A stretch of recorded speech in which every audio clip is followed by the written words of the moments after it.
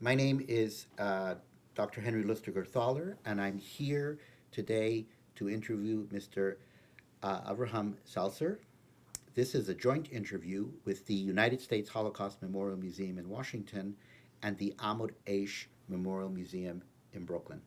Mr. Zelcer, can you please tell me the town and the country that you were born in, and also your date of birth?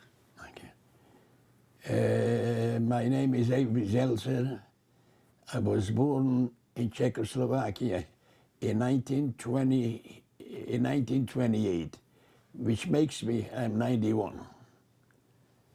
The Wonderful. town of Helmets, the town where I was born, was Helmets. In 1938, we were occupied by the Hungarian government, so we stayed Hungarian. I speak that language. We had a bakery home. Under the Czechoslovakian regime was very good. No anti-Semitism. When we became hungry, then it started up. Little by little, more. We had a bakery. We didn't get flours to bake as Jewish. So that was it. That was till 1944. So that was in the Hungarian period. Yeah. They restricted the Yeah. flour. But tell me a little bit That's- before. And tell me a little bit about your father was a baker. If you could speak about Yeah. him, your mother, and also just a family. The family, you know, everybody was, we were 7 siblings. 4 girls and 3 boys. And we lived in Helmets till 1944, when the German came in. When the German came in, so that's when it started. Right, of course. What were the names of your siblings? Sibling, The names of your siblings. you have to know the siblings. Yeah, if you can remember that. That would be great. Hershey, Uh-huh. Helen, Yumi, Malki, Avraham, and my little sibling was Frima, the girl. Did they So, did they survive? Yeah. So when the problem started, somebody came out from Poland and he wound up in our city. He didn't have no papers. My father was a friendly with the notary public. And he gave him a paper. This is a Hungarian, you know. That man went to Budapest. While he was in Budapest, they stopped him, ID. So they stopped him. He had such a good papers that he didn't know the language. I assume they took him in, and probably they hit him or what, and it spelled my father's name, that he got the papers through him. Then detectives or like the FBI came down to our small town and came in the house. They searched the house, everything, they threw out everything. They find his dollars and open it up, that film. They ripped apart that film and they see some written there, which we know is the Krishna. They didn't know what this is. They figured he's a spy. He was arrested. That was a year before we went into the Holocaust. He was arrested, he was taken to Budapest, and he was kept there as a spy. Now, my sister, the older sister, who I mentioned her name was Helen, she had Aryan paper as a not Jew. She was a Catholic with papers. And this was her luck that she survived in Budapest. She used to go to church every Sunday, and she used to tell me after the war that she used to say Modéani every morning in the church like this with the cross. She was davening by heart. And that was lucky that she was there because she helped my father somehow, I don't know the connection, so they were connected. He was there through the Holocaust in jail. When the deportation was, they forgot about him. They forgot him not as a Jew, he was a spy. So they kept him there in jail. Fascinating. Fascinating. After the liberation, somehow he jumped down from the second floor, somehow. My sister was waiting for him. He broke his leg, and she took him to her apartment. That was now you could come the Holocaust if you want. It was 1944. The Germans came in. They came in North Town also. That was right after Passover, Pesach. And they started to collect all the Jews from the town. The population from the town was 5,000.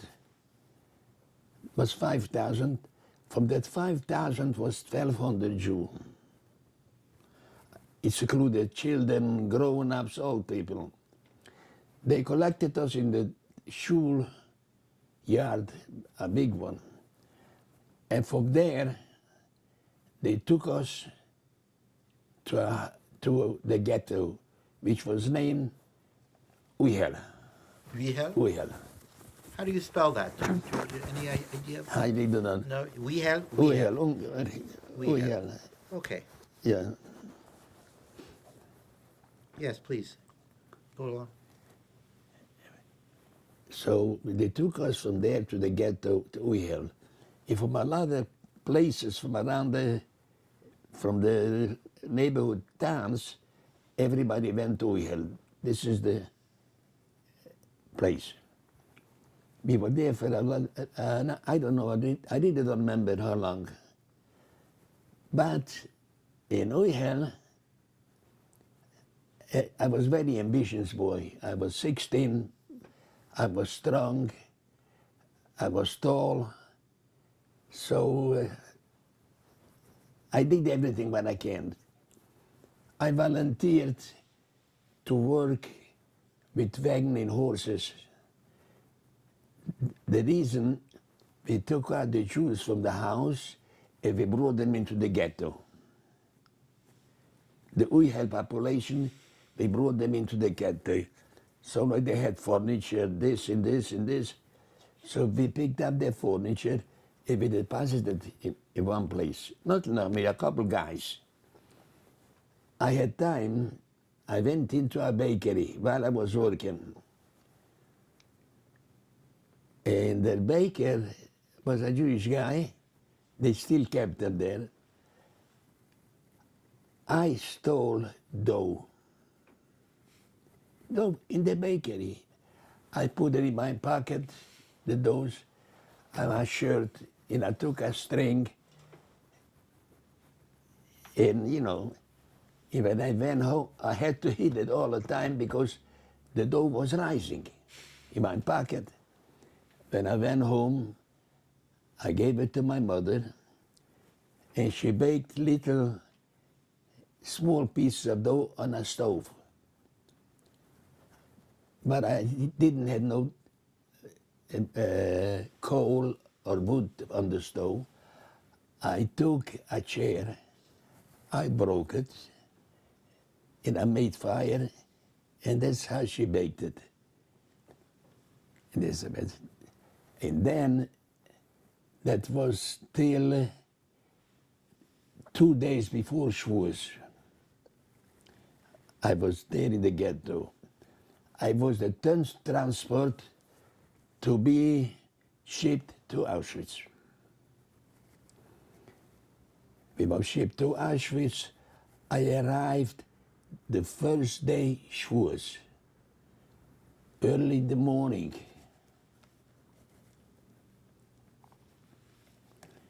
Early in the morning. Then we pulled in to Auschwitz. The name was Birkenau. They gave the name Birkenau. What kind of town? That was nothing. That was a camp. Everybody had to go out from the train, leave all the luggages on the train, women on one side, men on the other side. And that's how we went to the line. And it must have been already about 7, 8 o'clock in the morning. How long were you on the train? Pardon me? How long were you on the train? Do you recall? You wouldn't know. I like when you ask me. About 2 or 2.5 days. 60, 70 people in a train with one pail. And I don't have to tell you what's going on in the plane. The stunk, the smell, children, babies, they were crying. They were sitting like this, no place. I happened to sit in the front, all the way in the front. Excuse me, if I had to urinate, I was lucky. I was in front of the train by the door. So I urinated in the door. So we left to Auschwitz. When you landed in Auschwitz, we said, thank God we are here already. From the trip was so unbelievable. That was, thank God we're here. But we didn't know what's waiting for us. Then the selection started. So tell me the process of getting off the train. Right. Tell me the process of getting off the You train. jump down.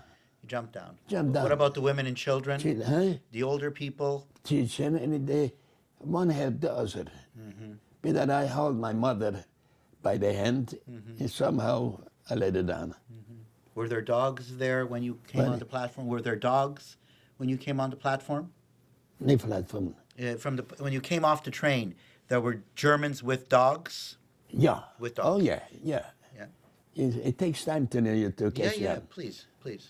So we stand in a line. But it must have been complete chaos when you came off. It wasn't chaos right then because we were happy from the ride, but we didn't know what's going on. Men on one side, women on the other side. Now the selection started. Women, children who wasn't capable to work.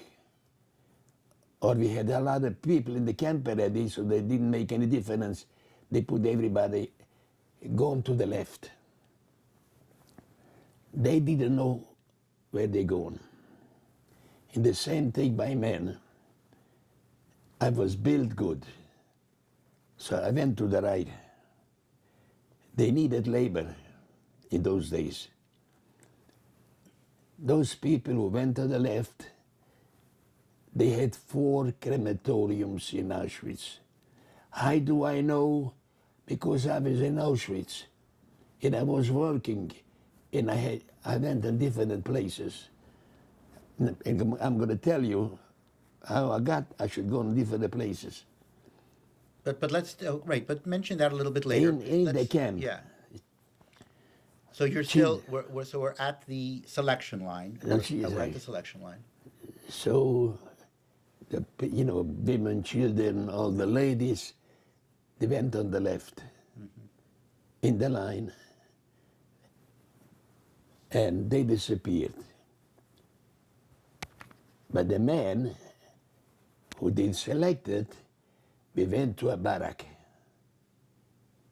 They didn't select too much because transport came all the time, so they had plenty of people to go to work. We went into barracks. This one after the trains was emptied. Meanwhile, there's a lot other trains are waiting to come. We arrived in the barracks, and we had to strip. Only the shoes had to be kept, nothing else. No belt, nothing else. And we were asking those people who were there before us, what happened with those people who went to the left? So they told us, rumors was that they're going to see him every Sunday. And then 2 days, we find out where they went. So he asked him, where are they? So he points out to the chimney that's there, and the men are there. All right. Now, they gave us striped uniform. Before we go to the barracks, Mr. Zelcer. Yeah, we were in the barrack already. Yeah, quarantine. So that was the last. So who did you lose at that point? Your mother and your. They went already. And your siblings. My transport was my mother, my sister, the little sister, and grandmother, and 2 big sisters, because one was in Budapest. My 2 sisters, they selected for work. Now came the numbers. They put us in a barrack, about 400 or 500, they collected, and they started to give us numbers. Some of them got, some of them didn't have. So I tell you later on what the number meant. The number meant you should never leave Auschwitz. Because while you were there, we saw a lot. I'll show you my number. I got the number A10596.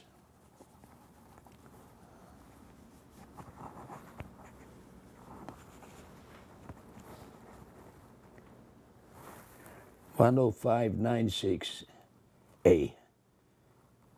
So I really don't know what A meant, Auschwitz, or it meant Arbeit. You know what Arbeit is. So I didn't know. But that was my name. I lost my name completely. So when I got my number, it was still in the barracks. Now they came, they were selecting people for different work. I volunteered as a farmer. I figured as a farmer, maybe I could supply my family with, with something. They picked out about 40 or 50 guys like me, and they took us to Auschwitz, from Birkenau to Auschwitz. And from Auschwitz, they picked out 40 or 60 people, and they took us to a big farm, a sub camp. But the sub camp's name was Budi.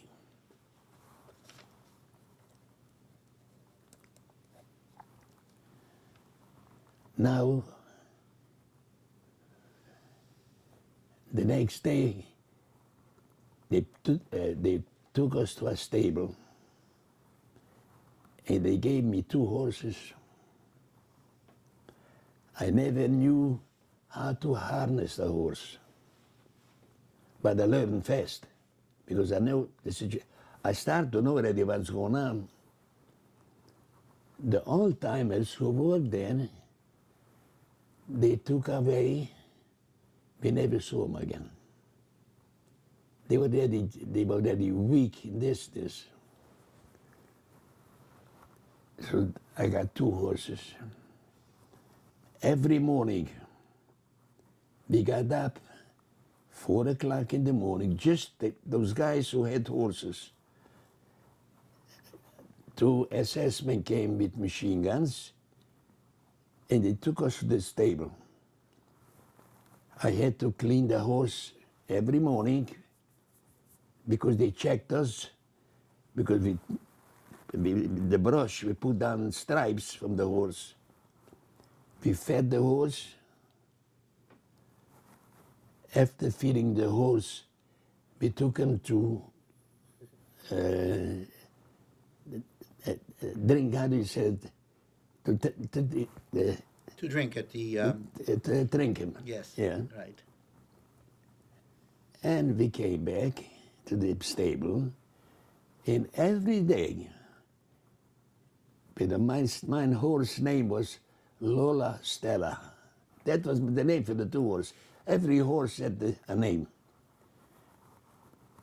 So there was a Stallmeister, a sergeant. You know what a Stallmeister is? Mm-hmm. He was the head of the stables. Correct. And he set up, where do we go? Booty was a big farm, tremendous big, miles and miles. They grow, this was an SS farm. They grow potatoes. They had apples, you know. They had fish. Then they raised fish. So every day, this number goes to work on the field, to plow, whatever. All the time under a gun.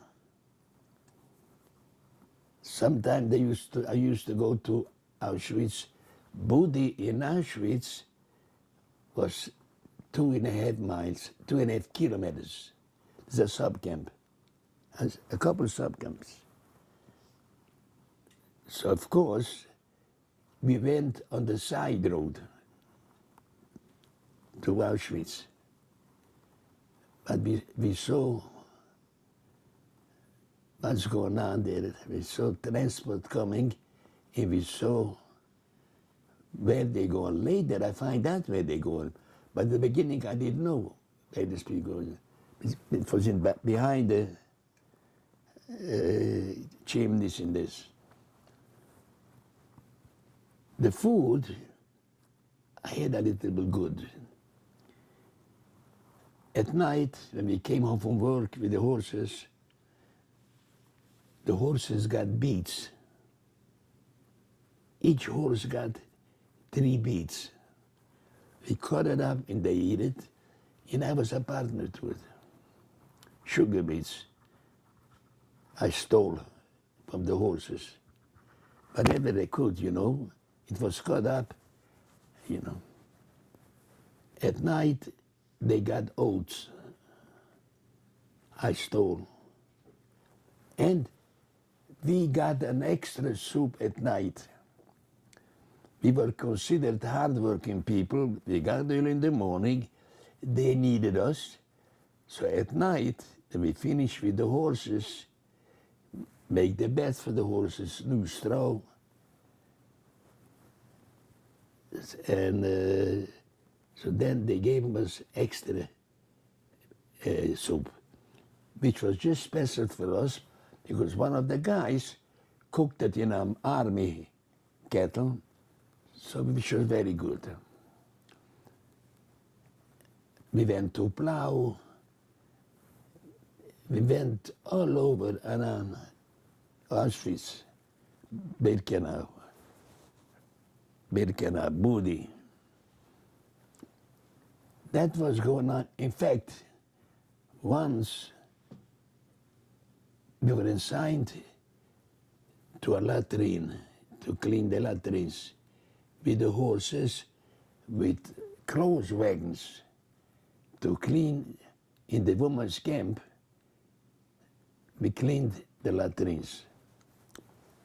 Suddenly, I met my two older sisters. Black, say 19. Somehow I got to them, which was I took a risk. I told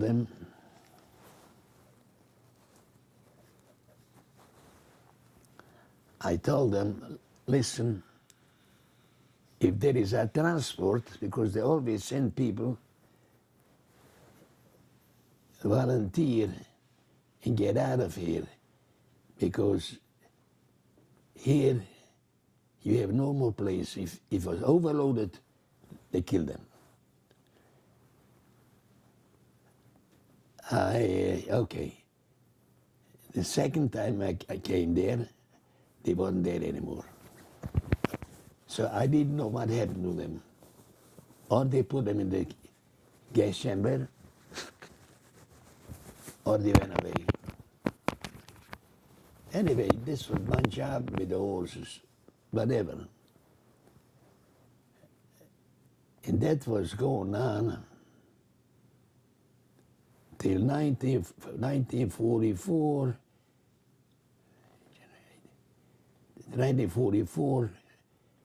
till the beginning of January 1945. The Russian broke through the front.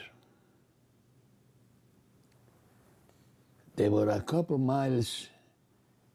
They came to Warsaw, you know, and they didn't have time to kill us in Auschwitz. So there was a big dead march going on. A lot of people from Auschwitz, women, people who were able to walk, they start to walk towards west. They were walking many, many miles till they put them in wagons. The town that they put them to the trains was Leslau. Open trains, and they shipped them to, some of them they shipped to Buchenwald, some of them shipped in this, you know, another camp. Us with the horses, we were first of all, we slept in barns, which is a little bit warm. The dress was a jacket and a pants, in a wooden shoes. So we went through Czechoslovakia. We were very close to the Czechoslovakian border. In Czechoslovakia, they took away the horses and the machinery which was on the wagons. They left it there by German farmer. And with us, they didn't know what to do. We were probably 40, 50 guys like me. We didn't know what to do. Two guys ran away. That was in a train already, because whenever the train went somewhere, they always put the wagons to the train, you know, they connected. 2 days later, they caught the two guys. I think that was in Dresden. They brought them back to the train, to us, and they shoot them both. that we should see what happened if you ran away. We went from Dresden was the train. They took us to Mauthausen. I don't know if you heard about Mauthausen. We were there in quarantine. But before they put us in quarantine, they took us, we took a bed. A bed. I know what a bed means. So I was looking when water was going to come. And I was ready to inhale fast. I know what's going on. Thank God water came. They took us to quarantine. We were sleeping on the floor, you know. And after the journey, after 2 weeks, they took us from there to Dachau. We were walking by train, in walk. We arrived in Dachau.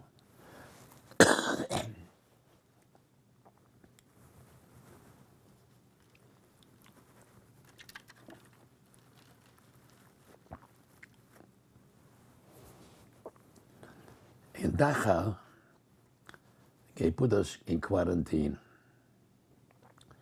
I remember the block 23.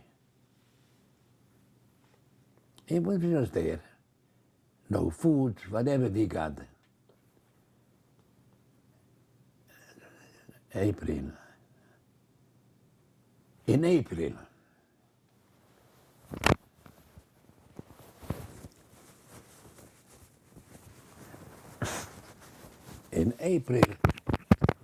they said all the Jewish prisoners come forward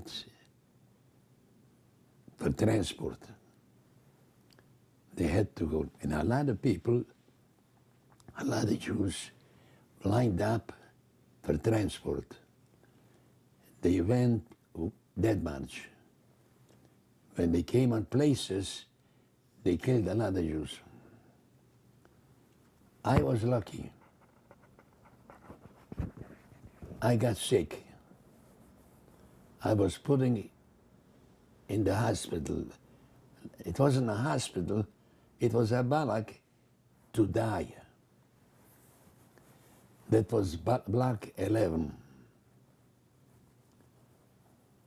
And block 11, and I was there till the American came very close.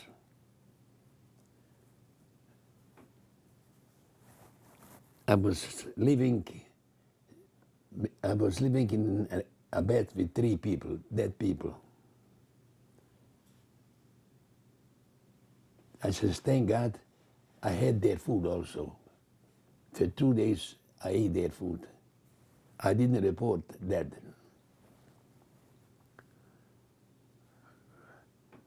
Then it was close to April, 2 days before April 29, I was liberated. 1945, April 29 was a Sunday morning. The Americans circled the camp. They took Dachau before they took Munich.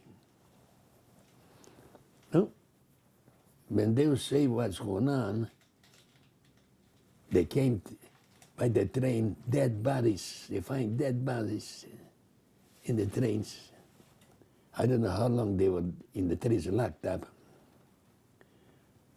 Thank God I felt better. And I was still in the hospital. Then I saw the first American. We were glad, fine, beautiful. And then the American came in, you know, and the Dachau was generals locked up, prime ministers were locked up. They had special photos. And the Americans started to feed us.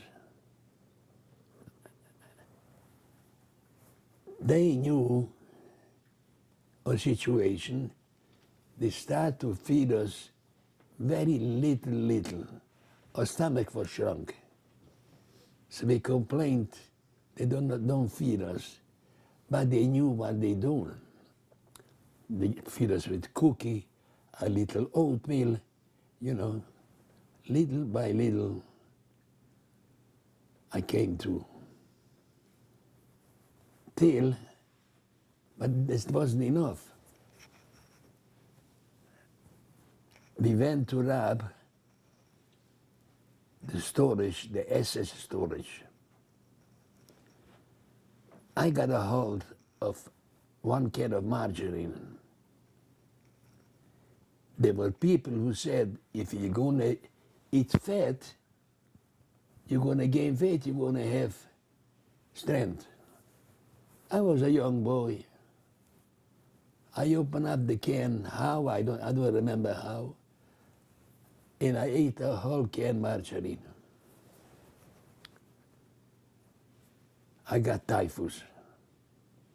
I don't have to tell you, when you eat a can of margarine, what it does to your stomach. I had typhus. It took us, I don't know, about 2 weeks. We had the American doctors how to cure us. There was revenge in the camp from the prisoners. There are a lot of SS who put on clothing, prisoners' clothing. They recognized them. They were strong. And they just beat them to death. When the American came in, they saw a bunch of dead bodies by the crematorium. They didn't have time to burn them. I remember there was a lieutenant or a sergeant. They picked up a lot of SS. They were there for a day or something. And what he did with 2 guys, he machine gunned them down. He wasn't supposed to do it. According to the Geneva Convention, but he didn't care. He was so depressed. He saw what was going on that he didn't care. Did you witness that? Did you see that? What? Did you hear about that, or did you see it? If I hear. Did you hear about it, or did you see the machine gunning? Yeah, I remember. You remember you saw it? Yeah. Because we were walking already. Then rabbis came in from London. They brought us Sidurim. They brought us small twill, must have been army twill, the twill. When I was liberated, I didn't know who was alive or nobody. I didn't believe in nothing. I didn't believe in God. There is no such a thing. No such thing. When I got that film, I took off the retiers. I used it for my pants, to make a belt. And that film I threw away because I didn't need it. Forget about it. That was like this. And from there, we settled already. They took the Czechs to Prague, they took the Hungarians here, you know. So I wind up, that's after the war, I wind up in Budapest. Budapest was bombed. And whenever I saw, I put my name down. My name is Avraham Zelcer, I'm alive. You know, wherever I went, in a toilet or this, and everybody did it. I'm alive, I'm alive. I came home. I find out that my father is home, our brother is home, which is unbelievable, and three sisters survived. It was unbelievable. My father was arrested. He was a spy, so I came home.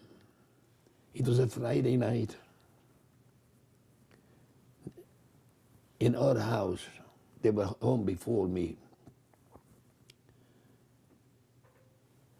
And I came home, I heard my father singing Shalom Aleichem Friday night. You know what I'm talking about. I looked at him, I says, that man must be crazy. That man is crazy. Why? Why does he? I didn't want to go in the house. I was so rebelling that time. So I remember my father says, let him go. Let him rebel. Okay. It took time and time and time to come back. I left. Now, that time when I came back, it was Slovakia already. I went back to Germany. I didn't have no friends. Maybe two boys who came home for my age, who are in Israel. I came back to Germany, and I went into a DP camp, displaced person camp. And I stayed there for a long time. Then Which camp was it? I was Camp Fernwald. It's in next München. Right. I don't know in the American zone. the American zone. Yeah. And I was there for, you know. And from there I went to France. And from France, I came to the United States. And now you could ask me questions because I don't remember, you know. Of course. After all, it was 70 some years. Almost 75 years. And I am 91 today, so. Of course. Could you just explain a little bit more what happened after when you came home to Helmes? Yeah. And you saw your My father on father. a Friday night. Was there a reconciliation? Did you go back home before you went to Germany to Fernwald? Did you live at home? Did you No. or were you left? No, Or you no were- home. No. I have no home. Uh-huh. I was on the loose. Aha. No home at all. So when you came home, you just when you had some of your siblings survived, your father Yeah. survived, but So- your anger was so It's strong. not It was big, so a strong. big anger. A big anger. It was I had no friends. Uh-huh. And I have nothing to do in Helmets anymore. I had no friends. Because my class, they disappeared. So I went to Prague. And from there back to Germany. And then the sisters went to Israel. My father went to Israel also. And I went to France. And I stayed there till I got a visa to come to the United States. Did you ever see your father again? Yeah, yeah, because my father went to Israel, and from Israel he went to France. Uh-huh. He came to France, he remarried. He married, I was a short time with him. And later on, I met him in America, my father. My father was 68 when he died. All my siblings died before in the 80s. I'm the only one who's 91 from the whole family. In fact, this week I have a yahrzeit after my wife, which my wife in 1956, when the revolution, Hungarian Revolution, they ran out from there. They came to America, and I met her.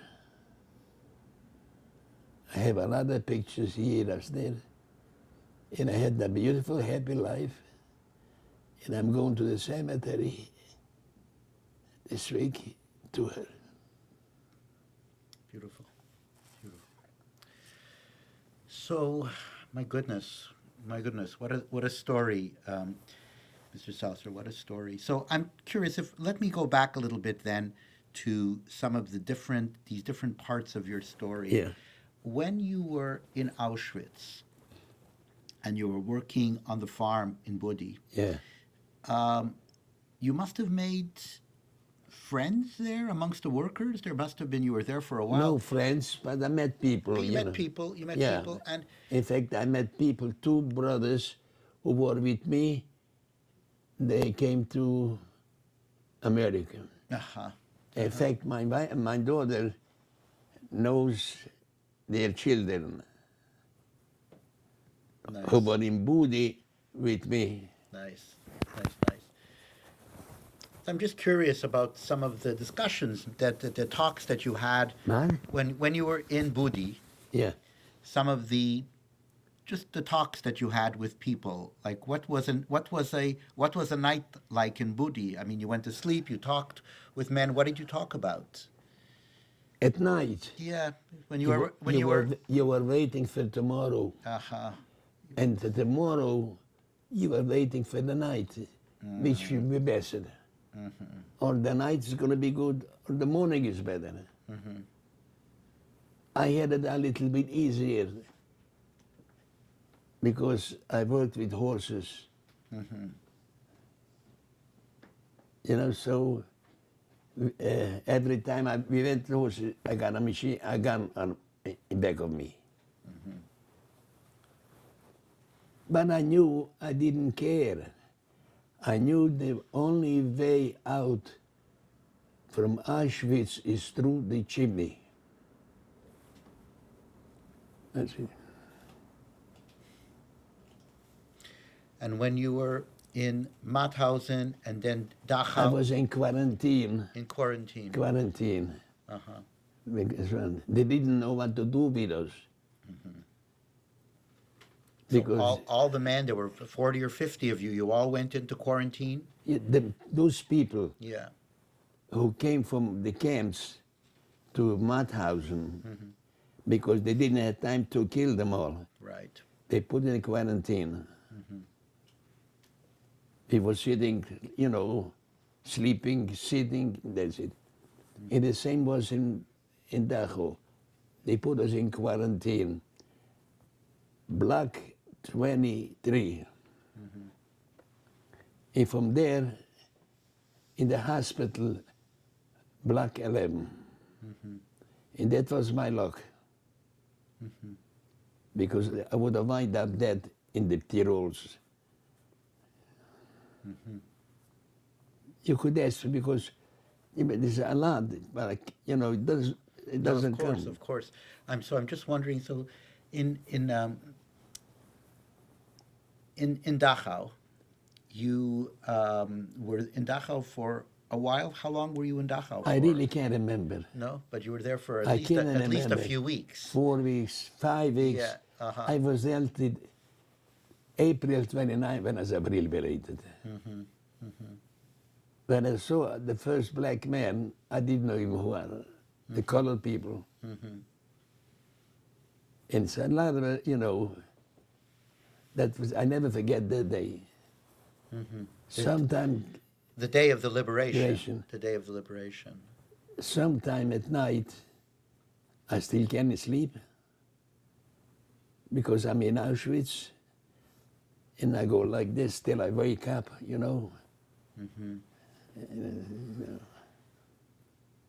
There is no that day I shouldn't go back to Auschwitz. Yeah. Such also, aside from the physical, dimension of what happened to you, it seems to me also that you had a remarkably strong will to survive. You had a strong will. You didn't care about anything. No. You knew if you stayed in Auschwitz, you'd go out through the In the chimney. beginning, I says, I would like to survive to tell the people what was going on. Because to me, everybody was dead. But personally, I didn't care. I know I don't have nobody. I didn't know my father home. I didn't know my sister's home. So I didn't care. I took a lot of chances. If I would have got caught with the chances, they would have shot me right away. Mr. Zelcer, we're going to take a break right now. We're going to take a pause. Okay. And we'll come back to continue our conversation. Okay. Okay, we'll be back momentarily. Okay, go ahead.